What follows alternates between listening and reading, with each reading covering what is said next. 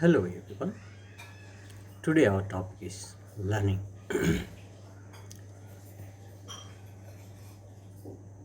Okay. First we will discuss what is learning. Learning is one of the important psychological process determining the human behavior. The complex way in which the human beings behave is all learned. If we want to explain and predict behavior, we need to understand how people learn. The psychologists say that human beings, unlike animals, possess an extremely high proportion of unused mental capacity at birth. It is, of course, unfavorable in the initial years because he will feel helpless, but in the latter years, as he grows older, this unused mental capacity will help him in adapting to changed conditions and circumstances. This unused mental capacity will be used with the help of learning. Right, man, in one research report that was said, okay, human beings are having 1300 crores of neurons in their brain.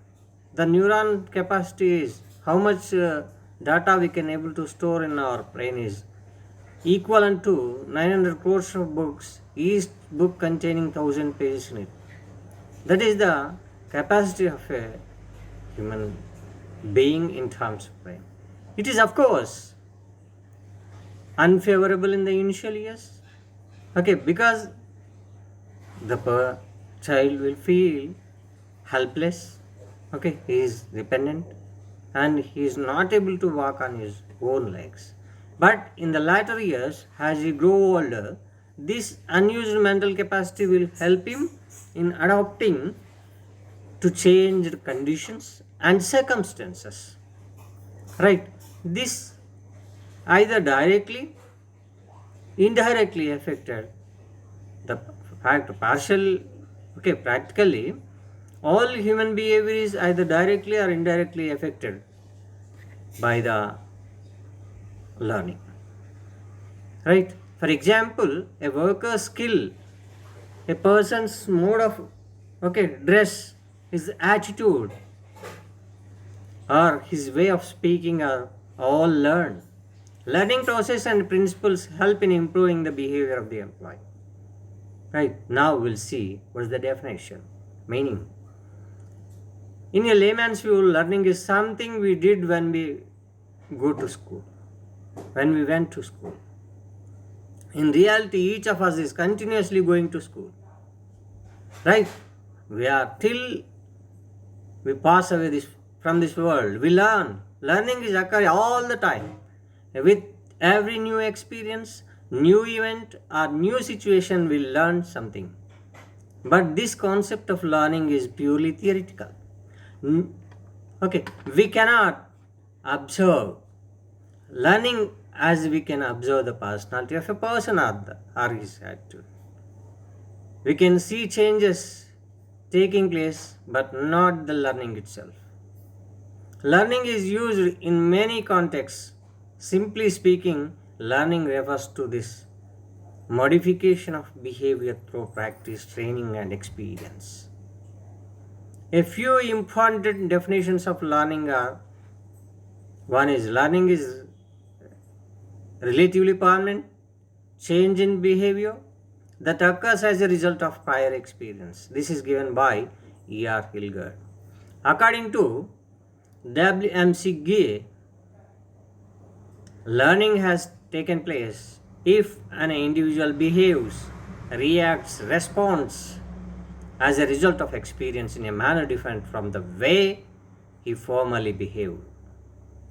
Right? When we observe the definition given in the Dictionary of Psychology, learning means the process of acquiring the ability to respond adequately to a situation which may or may not have been previously encountered. The favorable modification of response tendencies consequent upon previous experience. Okay, particularly the building of new series complexity, coordinator, motor response, the fixation of items in memory so that they can be recalled or organized in the process of acquiring insight into a situation. Okay, these are the definitions that we have gone through. Now we will discuss nature of learning. If you observe the definitions, okay, which we have discussed so far, you will point out some important implication this process of learning. One is change in behavior. Okay, change in behavior. Learning involves change in behavior. Although the change may be good or bad from an organization point of view, the change in behavior need not be an improvement over the previous behavior. Although learning usually connotes improved behavior, example, bad habits like smoking, prejudice, and stereotype are often learned by individuals. Change in behavior must be relatively permanent when compared, whereas attitude is not permanent. Okay, change in behavior must be relatively permanent in case of learning. All the changes, if you have learned, the permanent that will be. All the changes do not reflect learning. To constitute learning, change should be relatively permanent. Temporary changes may be only reflective and fail to present any learning. Any temporary change in behavior caused due to fatigue or drugs or temporary adoptions are not covered in learning. They are temporary. They will vanish after the problem is over. Right? That's why change in behavior must be relatively permanent if it is learned. Change must be based on some experience, practice, or training. Right? The behavioral change must be based on some form of experience, practice, or training. Any change in behavior due to physical maturation. Any disease or physical damage do not constitute learning. This change may not be evident until a situation arises in which a new behavior can occur. Okay, we will observe that. And another is reinforcement. Okay, what is reinforcement? The practice or experience must be reinforced. In Telugu we call it as punarbalmontam. In order for learning to occur. Okay, the practice or experience must be reinforced in order for learning to occur. Learning has occurred. Okay, if reinforcement does not accompany the practice or experience, the behavior will eventually disappear. That means you are not learning. Right? You have to again and again need to get practiced. Learning is reflected in behavior. A change in an individual's thought process or attitude not accompanied by behavior is not learning. Further learning needs to result in behavior potentiality and not necessarily in the behavior itself. For example, if a person is thinking of using drugs but has not actually used them, and he finds out that a friend of his has died because of drugs, okay, he will never get involved with drugs. This experience has changed his behavior potential. Right, now we'll discuss theories of learning. Okay, what are the theories of learning? There are 4 theories, okay, given by eminent psychologists. A theory of learning would be able to explain all aspects of learning. That means how learning will occur, when it will occur, and why learning is required. Should have universal application. Okay, learning should have universal application. Should be able to predict and control learning situations. There are 4 general approaches to learning. One is classical conditioning, and operant conditioning is the other. Cognitive learning and social learning. Okay, these are called as learning theories. Each of these learning theories, okay, we'll discuss now. First, classical conditioning theory. Classical conditioning is association of one event with another desired event resulting in a behavior. The most well-known experiments on classical conditioning were conducted by Ivan Pavlov, the Russian psychologist, who won the Nobel Prize for his experiments on this subject. Pavlov conducted an experiment on dogs and tried to establish a stimulus response SR connection, we call it as. మనం దాన్ని SR కనెక్షన్గా పేర్కొంటాం. Okay, Pavlov is a Russian psychologist. He won the Nobel Prize, right, for experiments on the subject that is, okay, psychology. And he tried to relate the dog's salvation and ringing of the bell. In his experiments, he put some meat in front of dog. The dog responded to that stimuli, okay, by salivating. This response was instinctive or unconditioned. Okay, generally people will get salivated when they see, okay, the food which is fond of to them, right? In the same manner, dog likes meat. Okay, if you show the meat to the dog, certainly it will get salivated. This response was instinctive. Okay, instinctive, that occurs naturally. That's why you call it as instinctive. It's not conditioned. Okay, that's a general tendency when meat, okay, appears to dog, certainly it will get salivated because it is fond of meat. Pavlov next began to ring a bell at the same time as the meat was presented. What he is doing, supplying the meat to the dog, and at the same time he is ringing the bell, right? They are happening simultaneously. Ringing the bell in itself without presentation of meat was not connected to any responses. But by ringing the bell at the same time as presentation of meat, Pavlov established a relationship between the two stimuli. The bell stimulus to elicit a response of salivating, and even when no meat was presented.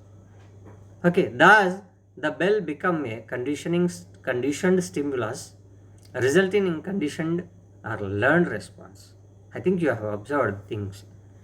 When bell is, okay, ringing alone, it won't get any salvation.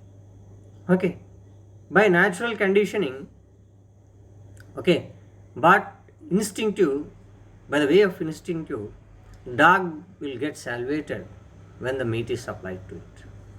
Okay, what Pavlov did, he supplied the meat, at the same time is ringing the bell.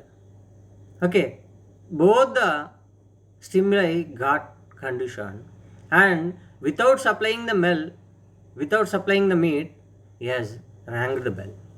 When he has rang the bell, the dog got salivated. Okay, salivating. That shows, okay, ringing the bell alone, the stimulus elicits a response of salivating. Okay, if you ring the bell without supplying the meat, okay, the response elicited from the dog is salivating. That is gets salivated even when no meat was presented. Thus the bell became conditioned stimulus, okay, resulting in conditioned and learned response. Right, now we'll see operant conditioning. Okay, operant conditioning. Operant is defined as behavior that produces effect. Operant conditioning is based on the work of B.F. Skinner, who has advocated that individuals emit responses that are rewarded and will not emit responses that are either not rewarded or punished. Operant conditioning argues that behavior is a function of its consequence. What operant conditioning says? Behavior is a function of its consequences. You are behaving in a particular manner because you have got experienced what to do, what not to do. That's why it's a function of consequences. Behavior is likely to be repeated if the consequences are favorable. Behavior is not likely to be repeated if the consequences are unfavorable. Thus, the relationship between behavior and consequences is the essence of the operant conditioning. Based upon the direct relationship between the consequences and the behavior, the management can study and identify this relationship and try to modify and control behavior. Hence, certain types of consequences can be used, to increase the occurrence of desired behavior, and other types of consequences can be used to decrease the occurrence of undesired behavior. Right? One can see examples of operant conditioning in the organizations. For instance, working hard and getting the promotion will probably cause the person to keep working hard in the future. When we apply the same operant conditioning theory to the employees who are working for an organization. On the other hand, if the boss assures his subordinates that he would be suitably compensated in the next performance appraisal provided the employees work overtime. However, when the evaluation time comes, the boss does not fulfill his assurance to his subordinates, even though latter hard work overtime, next time the subordinates coolly declines to work overtime. When the boss requests them to do so, thus it can be concluded with this, that the behavior consequences that are rewarded increase the rate of response, while the aversive consequences decrease the rate of response. Operant conditioning techniques are extensively used in clinical and educational research, control of alcoholism, and control of deviant children in a classroom, right? And another is cognitive learning theory. The pioneer of cognitive learning theory is Edward Tolman. He developed and tested this theory through controlled experiments using rats in his laboratory. He showed that they learned to run through a complicated maze towards their goal of food. It was observed that rats developed expectations at every choice point in the maze. Thus, they learned to expect that certain cognitive clues, we call them as cues,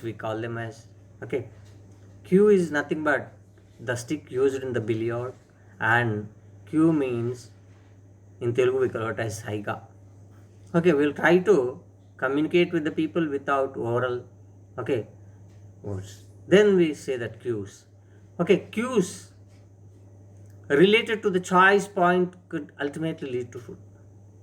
The rats learn to expect that certain cognitive cues.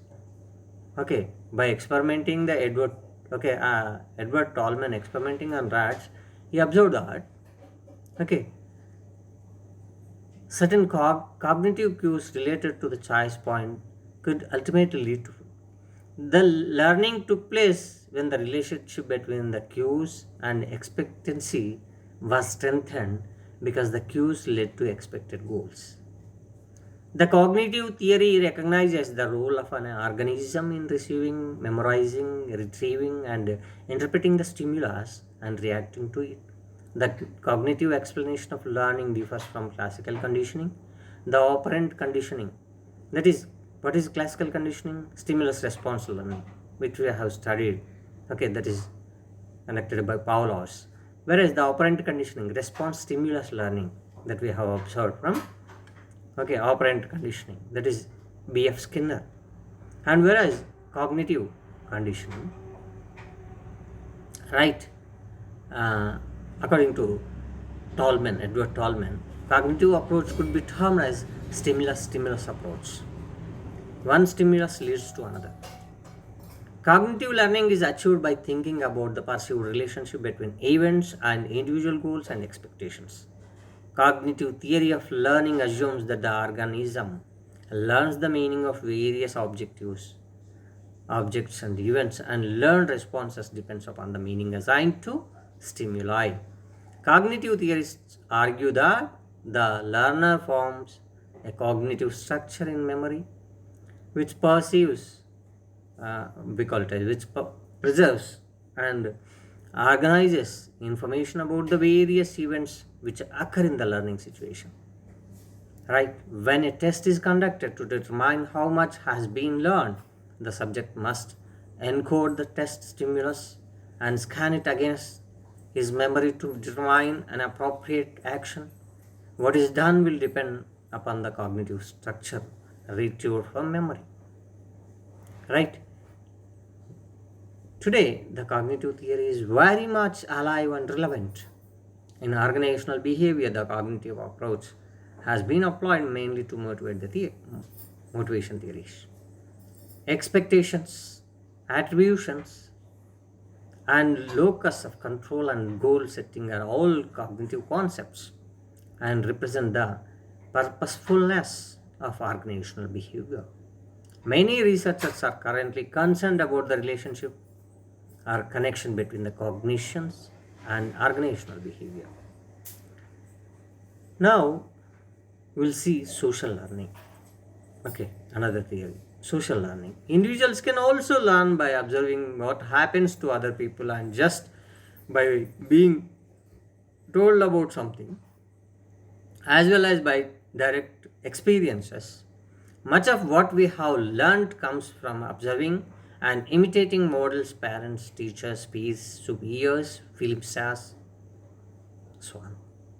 This view that we can learn through both observation and direct experience has, experience has called social learning theory.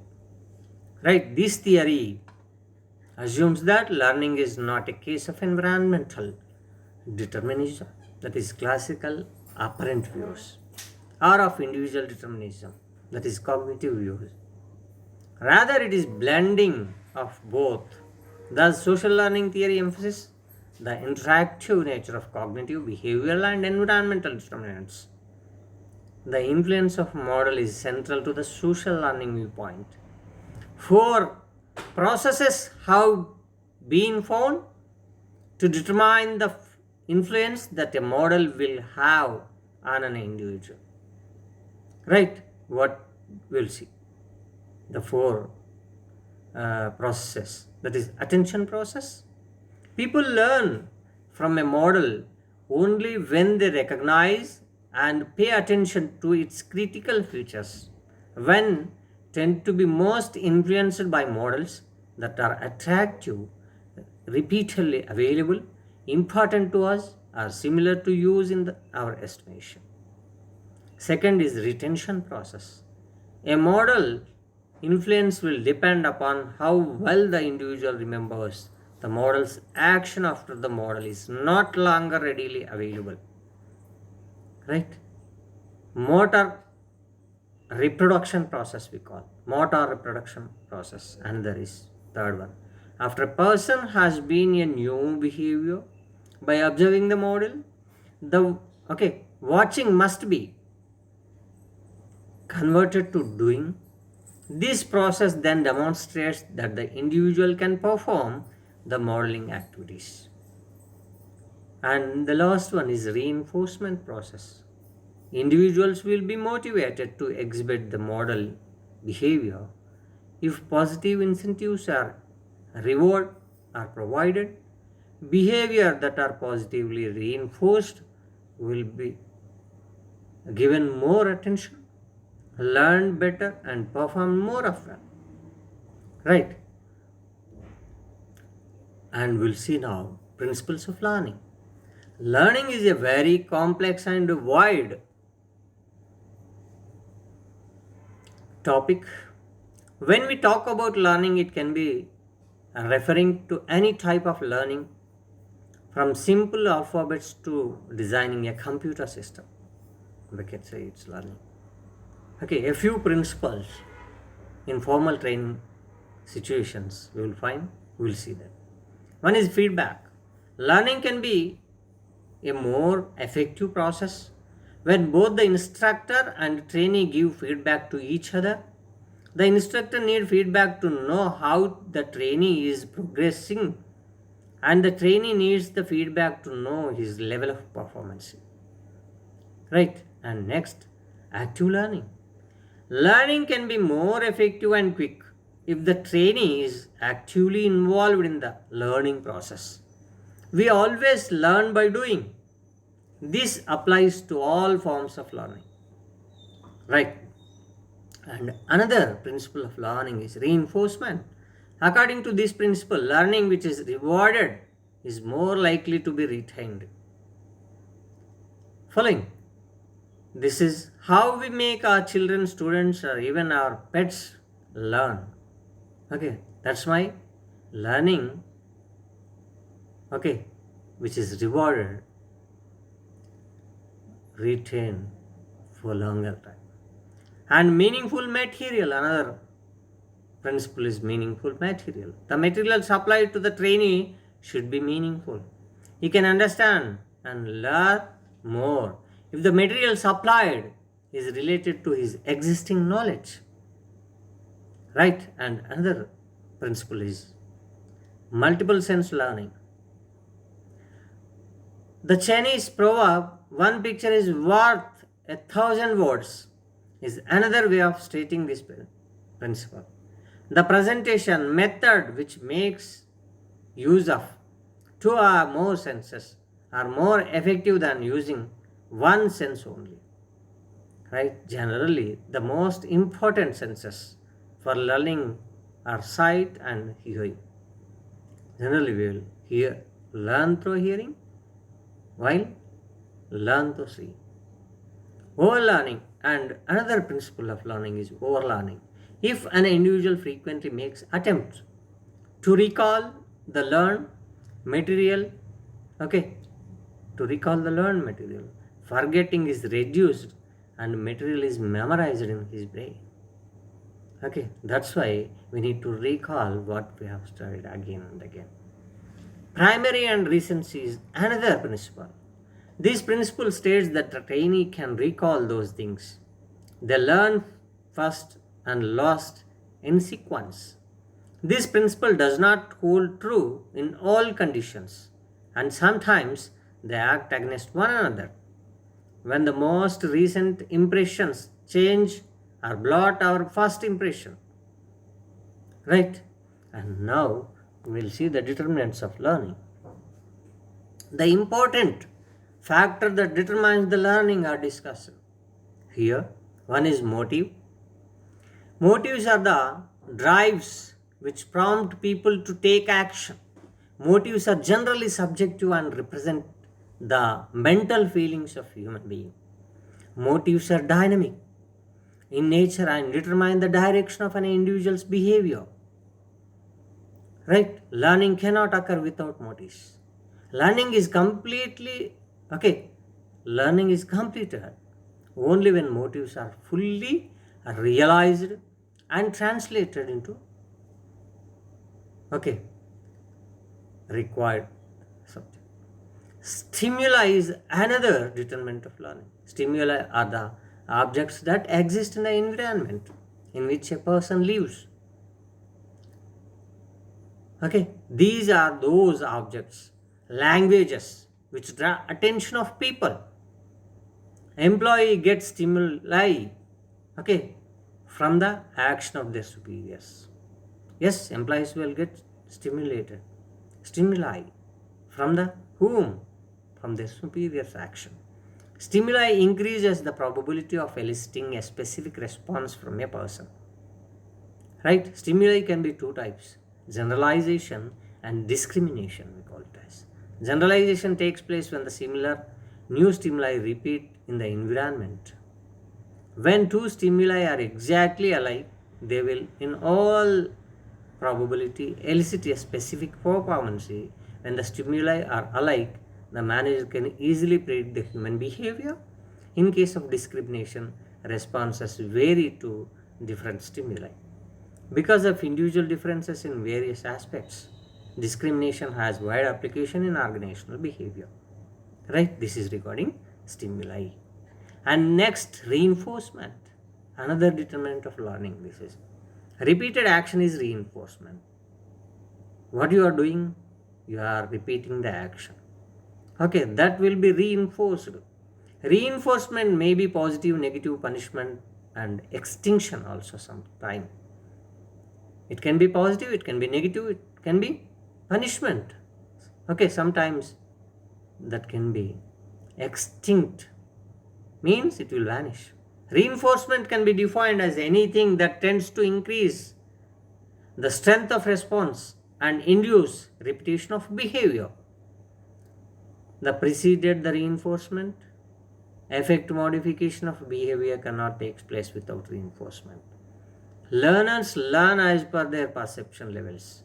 Generally, positive reinforcement is more effective for making permanent changes in behavior. Positive reinforcement is required. Right? Another is attention. Another determinant of learning is the degree of attention of learners. Okay, how much degree of attention you are paying to learn towards the subject. The degree of attention depends upon the nature of stimuli also. All stimuli are not paid attention to. Okay, career oriented stimuli, generally accepted by employees. Right? If there is a benefit for them, certainly they give more attention. The personality levels of individuals influence their desires to learn and motivates for needy fulfillment. Recognition. The stimuli which are generally paid attention to by the individuals are recognized as acceptable factors of learning. When employees pay attention to stimuli, they recognize it for learning process. The level of recognition depends upon the level of values, preferences, need, and desires of individuals. Employees regard unambiguous activities. Another determinant of learning is retention. Retention means remember. Okay, remember of learned behavior over time. Permanent retention becomes a habit which helps continuous improvement in behavior and performance. Habits help the development of capability and capacity of individuals. Habits translate theoretical knowledge to practice. Right? And another determinant is effort. Efforts made by individuals are another determinant of learnings. Efforts are automatic outcomes of good habits. Okay, if you have learned something, you can't be idle while if you get an opportunity to use your learned skill. That's why effort becomes the stimuli for learning after development of the standards of the employees. And the last determinant of learning which we are discussing here is reward. Reward is a very important determinant of learning. If after learning process is over, individuals are offered rewards, the learning process becomes more acceptable. Rewards may be monetary or non-monetary. The behavior of the employee decides the level and form of reward. Right? See, the behavior of employees divides the level and form of reward. The reward reinforcement makes employees learn more than positive reinforcement behavior. Right? With this, I conclude class. Right? Thank you.